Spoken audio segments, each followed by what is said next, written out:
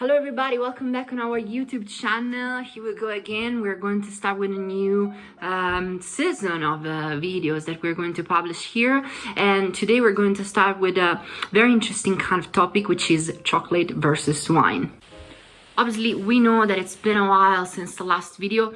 We had to take a little bit of a break because we had to deal with fantastic but also very busy season at the winery. We are super happy because of all the support that we had from people. We met so many beautiful people at the winery for tasting and experiences, but it was also a little bit more difficult to write down content and record video and publish it. So here we go again. Let's dive into it.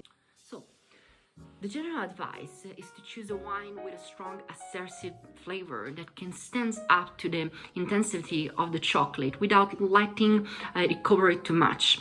The higher the percentage of cocoa, the longer the wine should have a longer persistence. And this is an important detail. Chocolate, like wine, has the tannins, so you have also to deal with the tannins that give the sensation of drying out the mouth. That's also the reason why in the majority of the cases, you want to drink a glass of water after, having a little bit of chocolate. So let's start with the first example that we wanted to bring in, which is actually with chocolate, which is a dark chocolate, which is actually a very versatile type, which is 70%, not more. Beyond that percentage, the fondant acquires almost a resinous and bitter notes. And actually, we wanted to pair it with a Merlot. It may be a classic pairing, but it works perfectly. Credit to this kind of like beautiful plum and blueberry cassis that the Merlot reveal, and especially credit to the tannins that are so soft after some years of aging in a Merlot that create this silky mouthfeel when it comes about also the pairing with the chocolate. So it's kind of like classic. I know, I'm very well aware of that, but generally speaking, people don't really talk about this option, and so that's the reason why we wanted to bring it in. And actually, I've decided to choose a Merlot with a Sangiovese. We have also pure Merlot, which is Storia di Montevaggio. We have currently the 2018 out on the market, but I thought that our Quintessenza, which is a Merlot dominant blend, 60 Merlot, 40 Sangiovese, it was even better for two reasons. It's a little bit more ready. It's a little bit older when it comes to the markets, and now we have out the 2015, and also got that beautiful Sangiovese, so it got also that fantastic freshness and acidity. I choose a 2013, so back vintage. I have it here in the decanter. I was breathing a little bit. And I think also the vintage was a little bit colder than usual. Really speak very well through this wine and can really match perfectly with the dark chocolate. Now let's move to the next pairing, which is anyway with the dark chocolate. In this case, we can go up to the 80% as well. We can match it with a sweet Marsala or Barolo Chinato, and this will represent a fantastic alternative. And now, probably the majority of you don't really know those two wines, but I really recommend you to try. We can suggest a pairing with Recioto and Amarone from Valpolicella in the northeastern Italy, where the grapes are left to dry after harvest, acquiring aromas of sweet fruit and dried figs. So it really works perfectly against the tannicity. The next argument, which is obviously white chocolate. I wanted to bring in a different example, which is not a wine. So obviously the main argument of the video, as I told you, it's wine versus chocolate, but not only. We would like to suggest you whiskey.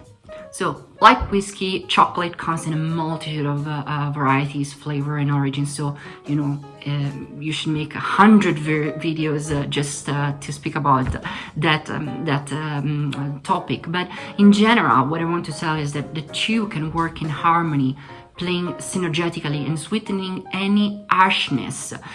Smoked whiskey with a little bit of age also soften the sometimes excessive sweetness of a white chocolate. So why not? Really, it's thinking out of the box, and it's a fantastic alternative, after a beautiful big meal, beautiful big dinner, just serve a little bit of white chocolate. You bring in a smoked whiskey, and I think it's going to work perfectly. Coming back to the wines, we would like to suggest a beautiful pairing with any Sauterne, because this sweet wine from Bordeaux, enriched by botrytis, has a good balance of citrus, orchard fruit, and honey notes, and really can match that sweetness that we were talking about before of some kind of white chocolate.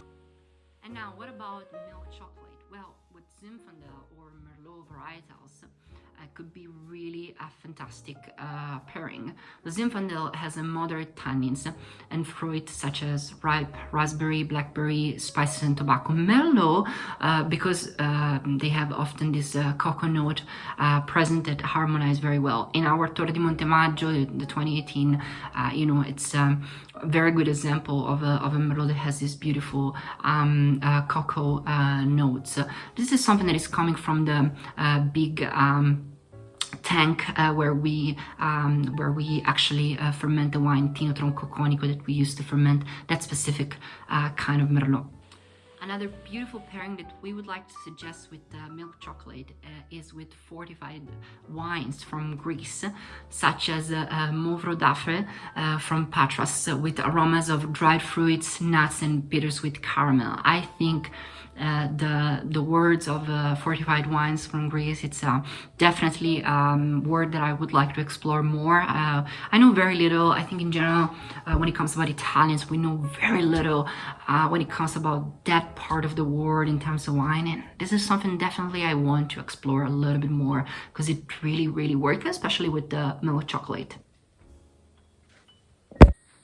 So now, since we didn't only wanted to talk about wines and chocolate, but we wanted also to suggest some more exotic kind of pairing with the chocolate, I would like to suggest you a fantastic pairing with tea, a black tea actually. And again, it's milk chocolate with Lapsang Soshung black tea.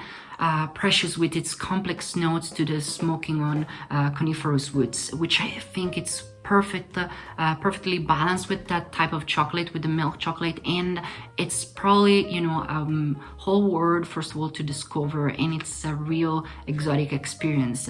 And so you see, you can play with so many different kind of combination. You know, when you think about chocolate, obviously your mind goes immediately to Porto or to rum, but there are so many different kind of combination that you can mix. And so this video wanted to be a little start for you to learn how to pair chocolate and, you know, different type of beverage.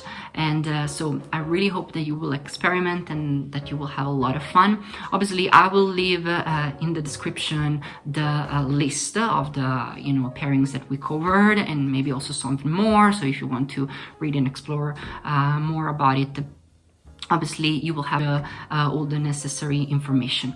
And also don't forget that there's a link to our e-commerce down in the description, and you can also take a look to the quintessentia that I suggested to pair with the dark chocolate 70%, and also to the Merlot that I was suggesting to pair with the milk chocolate. So for this video, it's everything. I hope you you know, had a lot of fun and that you learned something that is valuable for you, and obviously see you in the next video. Ciao.